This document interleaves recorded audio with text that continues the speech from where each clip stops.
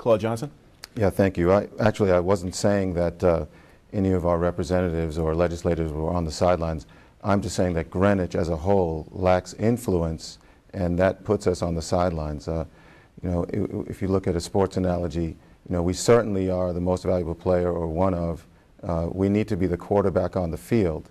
And as far as the Nathaniel Witherell, one of the things that is important to understand is that the certificate of need is something that is an executive branch decision. It's not a legislative branch decision. However, legislators can influence that decision, and so there's no doubt that legislators tried, but trying didn't result in an effective success. We need to hold our legislators accountable. We need to hold Hartford accountable. So in my view, what's going to happen with Nathaniel Witherell is that if I'm elected, we're going to give a different face, a different impression to Hartford. The reason why is that we have the same kinds of issues and problems here that I described earlier that face the rest of the state. So we're not uncaring, and we're not out of touch. And I think that if we put ourselves into a leadership position, then that just gives us an opportunity to set the tone and to dictate, and even to use our leverage in terms of what happens with facilities like Witherell, but in specific with Witherell. And as we get forward with this process, what's going to happen is that we'll have to perhaps submit a new certificate of need once there's a new executive branch in place. And I pledge to be in the governor's office when that new certificate of need is submitted, because the governor says, make this happen. And that's how it gets done. Very well. Fred Camillo, would you like to reply? Sure. For all the success that I've had personally up there, you're not going to always get everything that you shoot for, and certainly we're all disappointed that the money's not there, but it was in Greenwich. It's more of a spending problem, the fact that there's no money there. Don't take my word for it. Take State Representative Tom Reynolds, a Democrat's word, who 2 months ago said, this has been a problem that is 20 years in the making.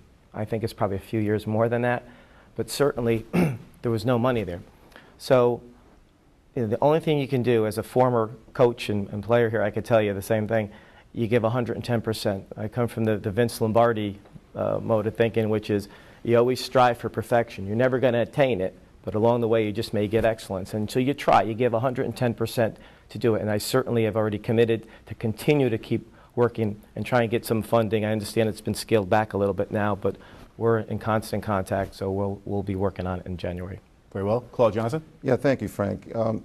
The thing is, everything was in alignment. We have a Republican governor. The plans for the Witherell were rational and sound and feasible. We have leaders in this town who are Republican, and the townspeople want this to happen. And not only that, but the certificate of need, the way that it works is that it's a Medicaid reimbursement. And so it wouldn't hit the budget, or any budget, until the actual construction is completed. So that's years down the road. So if everything is in alignment and you're not able to get successful results, that's like the Yankees not making the playoffs. I mean, whether you like the Yankees or not, somebody has to look at the lineup. And I just say put the best players on the field so that we can get Greenwich off the sidelines, so that we can exert our influence to benefit Greenwich, change the impression of that Hartford has of our town. We can do this, Greenwich. So I say please consider voting for me in November. Very well. Lastly, Claude Johnson, how would you propose we close the projected budget shortfalls in the next 2 years of over $7 billion and between $50 and $80 billion in unfunded pension mandates? Well, I think like a no-nonsense, fact-oriented problem solver. That's my background. That's also how I operate in terms of business and family and all aspects of my life. So I think we need to have imaginative leaders who are able to see the complexities, the difficulties, the challenges that exist up in Hartford. I also think that, again, we have these world-class colleges, and we have tremendous opportunities to partner and make Connecticut more attractive for investment, as well as for other companies to come in and take a look. We have to make our employees more employable.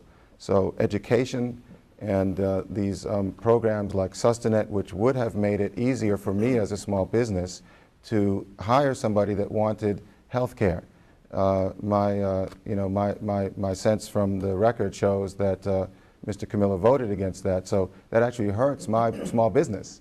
And I think that we need to continue to have positive messages and not false messages about how good it is to work in Connecticut. The conditions here are actually perfectly fine. There are some reasons some ways that we can benefit. I pledge to look at and pursue prudent and efficient government.